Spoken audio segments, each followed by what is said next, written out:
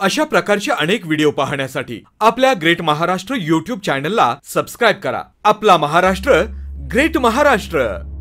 नमस्कार शेतकरी बंधू आणि भगिनींनो, तुम्ही पाहत आहात ग्रेट महाराष्ट्र चॅनल। तुम्ही चॅनलवर नवीन असाल तर लगेच सबस्क्राइब करा आणि घंटीच्या चिन्हाचं बटन दाबा, म्हणजे आमचे नवे व्हिडिओ तुमच्यापर्यंत लगेच पोहोचतील। मित्रमैत्रिणींनो, शेतकरी हा अन्नदाता, बळीराजा, लाखोंचा पोशिंदा समजला जातो। अगदी छत्रपती शिवाजी महाराजांच्या स्वराज्यापासून ते स्वतंत्र प्रजासत्ताक भारताच्या संविधानातही शेतकऱ्याला महत्त्व आहे। महाराजांनी रयतेला आणि विशेषतः मावळ्यांना स्वराज्यातील शेतकऱ्याशी आणि त्यांच्या शेतीशी कसे राहावे याचे काही नियम घालून दिले होते। सोबतच जमीन मोजणी, दुष्काळात शेतसाऱ्याला माफी अशा योजना देखील महाराजांनी राबवल्या। सांगायचं तात्पर्य असं की इतकी शतके झाली तेव्हापासून आतापर्यंत प्रत्येक सत्तेने शेतकऱ्याचं महत्त्व जाणलं, त्याच्यासाठी विविध योजना आणल्या, त्या राबवल्या। माननीय शरद पवार यांनीही 80च्या दशकात फळबागांच्या बाबतीत असेच क्रांतिकारी निर्णय घेऊन महाराष्ट्र फलोत्पादनात अग्रेसर बनवला। आताच्या महाराष्ट्र सरकारने देखील शरद पवारांच्या 80व्या वाढदिवसाचे निमित्त साधून महाराष्ट्रातील शेतकऱ्यांसाठी शरद पवार ग्राम समृद्धी योजना जाहीर केली। नेमकी काय आहे ही योजना,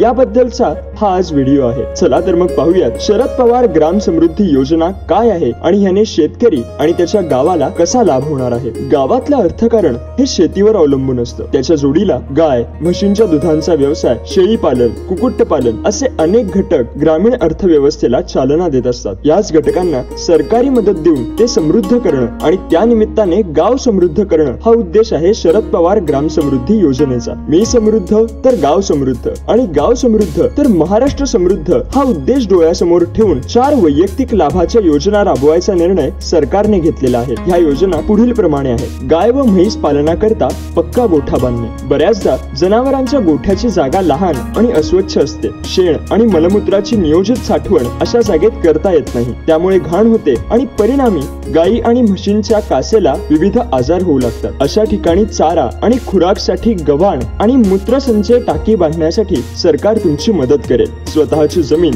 आणि त्यासाठी आवश्यक असलेली इतर आवश्यक कागदपत्रे असलेले शेतकरी यासाठी पात्र ठरतील। अशा या गोठ्याच्या बांधणीसाठी अंदाजे 77,188 रुपये खर्च येतो। पूर्वी या कामासाठी कमीत कमी 6 गुरे असावीत अशी अट होती, ती आता 2 ते 6 गुरे अशी करण्यात आली आहे। तर यापुढे 12 गुरांसाठी दुप्पट आणि 18 गुरांच्या वर असेल तर तिप्पट अनुदान मिळणार आहे। शेळी व मेंढी पालनासाठी शेड उभारणी। शेळी ही गरिबाची गाय समजली जाते। तुम्हाला ठाऊकच आहे की भूमिहीन गरिबासाठी किंवा लहान जमीन असणाऱ्यांसाठी शेळी हा अत्यंत गरजेचा प्राणी आहे। त्याची योग्य देखभाल केली तर या प्राण्यापासून नफा मिळवता येतो। त्यासाठी त्यांचे आरोग्य जपायला हवे आणि आरोग्य जपण्यासाठी त्यांच्या राहणी करता शेड उभारायला हवी, तरच त्यांची ऊन व थंडी यापासून रक्षा करता येईल। तसेच शेळीच्या मलमूत्राचा उत्तम सेंद्रिय खत म्हणून वापर केला जातो, त्यामुळे हा प्राणी गरिबांसाठी संपत्तीच असतो। पूर्वी शेडसाठी अनुदान मिळवण्यासाठी किमान 10 शेळ्या असणं गरजेचं होतं, पण भूमिहीन माणसाला स्वतःच्या पैशातून 10 शेळ्या घेणे देखील अवघड असतं। ही बाब लक्षात घेता किमान 2 शेळ्या असलेल्या भूमिहीन मजुरांना व शेतकऱ्यांना या योजनेचा लाभ घेता येऊ शकेल। एका शेडसाठी 49,288 रुपये खर्च येतो। ही शेड सिमेंट व विटा व लोखंडी तोयांच्या आधारे बांधण्यात येते। एका कुटुंबास जास्तीत जास्त 30 शेळ्यांकरता 3 पट अनुदान मंजूर करण्यात येईल। कुक्कुट पालनासाठी शेड उभारणी।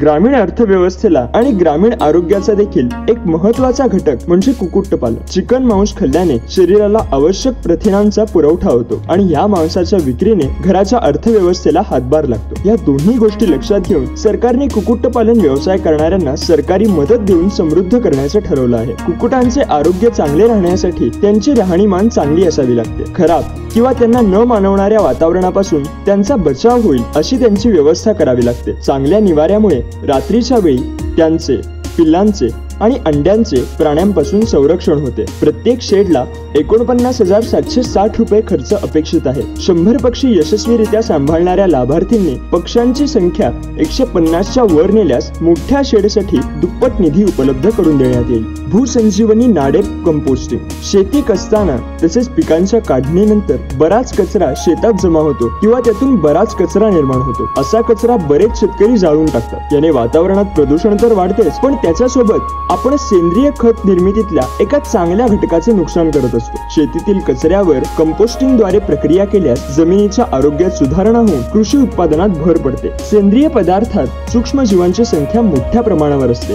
त्याचा फायदा जमिनीला होतो. याकरता शेतात एक नाडेप बांधण्यासाठी ही योजना आहे. या नाडेप मध्ये सेंद्रिय पदार्थ, कचरा, शेणमाती आणि मातीचे एकावर एक थर रचले जातात. 2 ते 3 महिन्यात काळपट, तपकिरी, भुसभुशीत, मऊ, दुर्गंधी विरहित कंपोस्ट तयार होते. या नाडेपच्या बांधकामासाठी 10,537 रुपये खर्च अपेक्षित आहे. तो निधी उपलब्ध केला जाईल. तर अशा प्रकारे गाई म्हशी पालन, शेळी पालन, कुक्कुट पालन आणि नाडेप कंपोस्टिंग या 4 घटकांना व्यक्तिगत आधार देऊन ते समृद्ध करून गाव समृद्ध करण्याचा आणि त्या निमित्ताने महाराष्ट्राचे ग्रामीण जीवन समृद्ध करण्याचा शरद पवार ग्राम समृद्धी योजनेचा उद्देश आहे. ही माहिती तुम्हाला कशी वाटली हे आम्हाला कमेंट मध्ये नक्की कळवा. आणि ही माहिती तुम्हाला आवडल्यास आपल्या कुटुंब आणि मित्र परिवारांपर्यंत पोहोचवण्यासाठी अजिबात विसरू नका. लाईक करा आणि शेअर करायला विसरू नका. तुमचा हा पाठिंबा असाच असू दे. यामुळे आम्हाला तुमच्यापर्यंत नवीन माहिती पोहोचवण्यासाठी बळ मिळतं. पुन्हा भेटूया पुढच्या माहिती सोबत. जय महाराष्ट्र,